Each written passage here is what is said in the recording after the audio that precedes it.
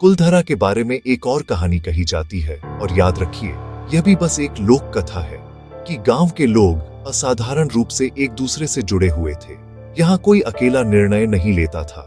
कहा जाता है कि जब संकट आया तो पूरे गांव ने एक साथ बैठकर फैसला लिया।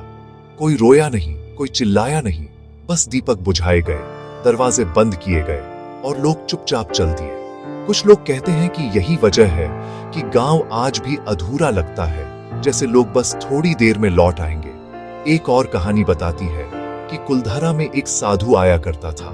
वह रोज शाम गांव के बाहर बैठता और लोगों से कहता, जो जमीन तुम्हें डर से छोड़नी पड़े वह कभी तुम्हें चैन नहीं देगी। कहा जाता है यह सिर्फ एक कथा है कि जब गांव खाली हुआ तो वही साधु आखिरी बार मंदिर के सामने खड़ा दिखाई दिया। उसके बाद उसे किसी ने नहीं देखा।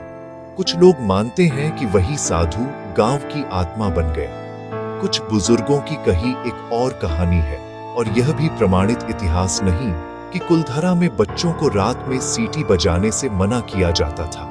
माना जाता था कि सीटी की आवाज रेगिस्तान की आत्माओं को बुलाती है।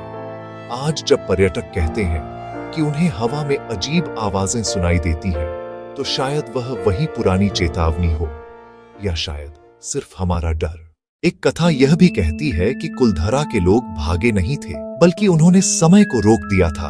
कहते हैं, और यह पूरी तरह एक फेबल है, कि गांव छोड़ते समय उन्होंने प्रार्थना की कि जो भी यहाँ आए वह सिर्फ अतीत देख पाए, वर्तमान नहीं। शायद इसीलिए यहाँ खड़े होकर लगता है कि सब कुछ ठहरा हुआ है, जैसे कोई सांस रोके खड़ा हो। कुछ लोग यह भी मानते हैं, और यह विश्वास पर आधारित कहानी है, कि कुलधरा की मिट्टी में सोना नहीं बल्कि यादें दबी हैं। इसलिए जो भी यहाँ रात में ठहरता है उसे बेचैनी होती है, उसका मन भारी हो जाता है, बिना वजह उदास। मनोविज्ञान कहता है कि जब जगह और कहानी मिलती है तो दिमाग खुद डर पैदा कर लेता है। एक पुरानी कथा के अनुसार, जो इतिहास नहीं बल्कि लोक कथा है, कुलधरा में एक कुआं था जिसका पानी सिर्फ उन्हीं को मीठा लगता था जो सच्चे मन से गांव के थे।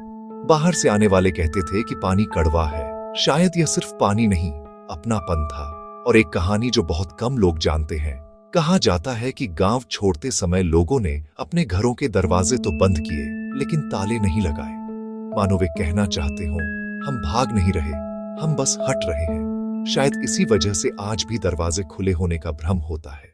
इन सब कहानियों में एक बात समान है, डर नहीं बल्कि निर्णय, सम्मान और सामूहिक चेतना। कुलधरा शायद भूतों की जगह नहीं है, शायद वह इंसानी मन की सबसे गहरी परतों का आईना है, जहां डर, इज्जत और पहचान एक साथ खड़े हो जाते हैं। और यही वजह है कि कुलधरा सिर्फ एक उजड़ा गांव नहीं लगता, वह एक सवाल बन जाता है। अगर आप होते तो क्या करते? अगर ये कहानियां आपको भीतर तक छू गई हो तो वीडियो को लाइक जरूर करें, कथा तरुवर चैनल को सब्सक्राइब करें और इस कहानी को उन लोगों तक पहुंचाएं जो मानते हैं कि हर खंडहर के पीछे एक धड़कता हुआ सच छिपा होता है।